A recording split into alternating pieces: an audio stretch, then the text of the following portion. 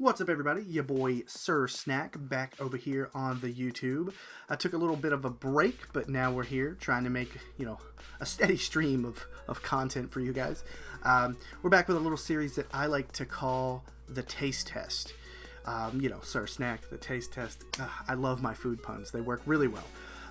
But the Taste Test is essentially just me trying demos, early access games, stuff like that, giving you guys my first impressions, just kind of talking about games, and just telling you the basics, really. Today we're going to be talking about Dragon Ball The Breakers.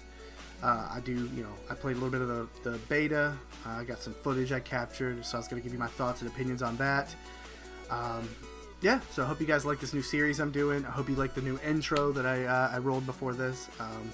Yeah, so we're just going to hop right on into the video and tell you guys my thoughts on Dragon Ball Breakers. Dragon Ball has been one of my favorite franchises since I was a kid. Growing up through the early and mid-2000s, I was fortunate enough to find myself watching cartoons on Cartoon Network right after I got home from school and got right off the bus. Subsequently, I was introduced to the OG anime indoctrinator known as Toonami. That's where I got my first taste of what would be a lifelong love of this franchise.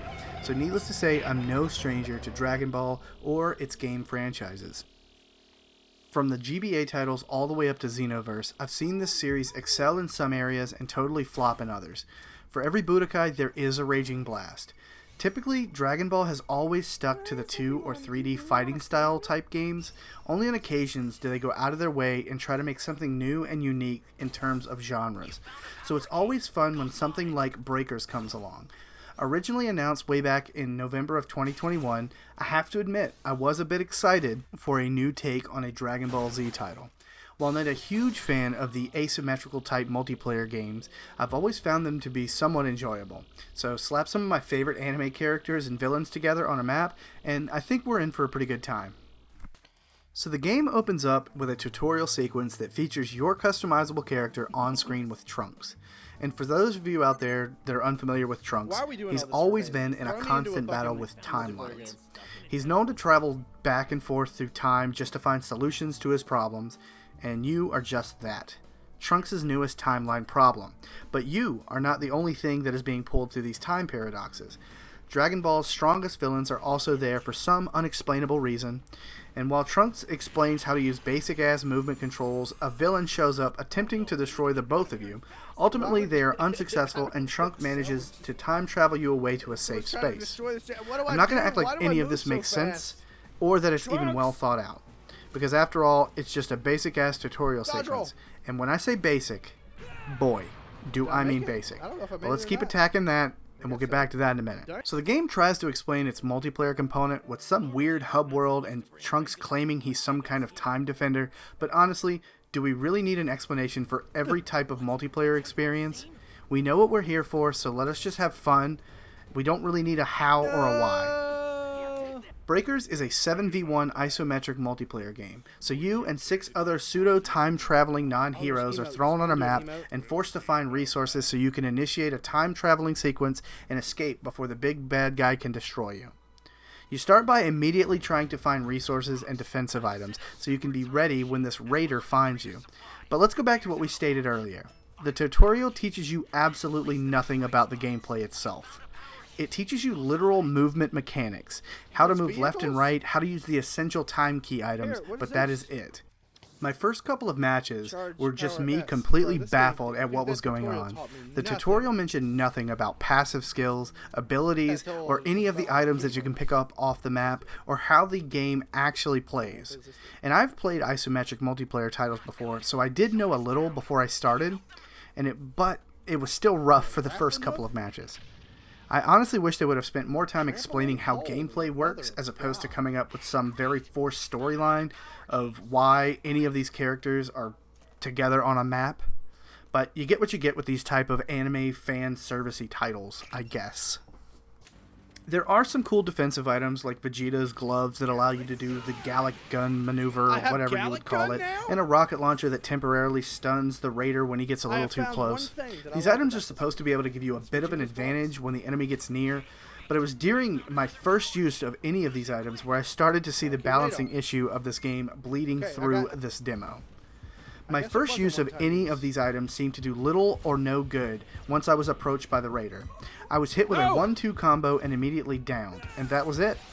You can get revived, but mind you, this is a beta, so teamwork is slightly limited as everyone else is having the same experience. We're all pretty new.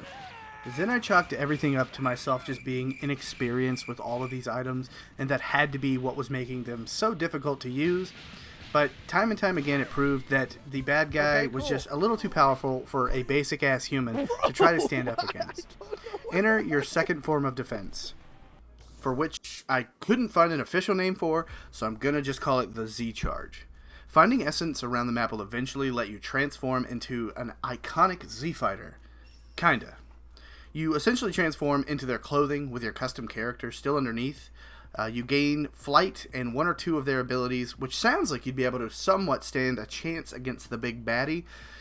In my hours of playing, not once did transforming turn the odds into my favor.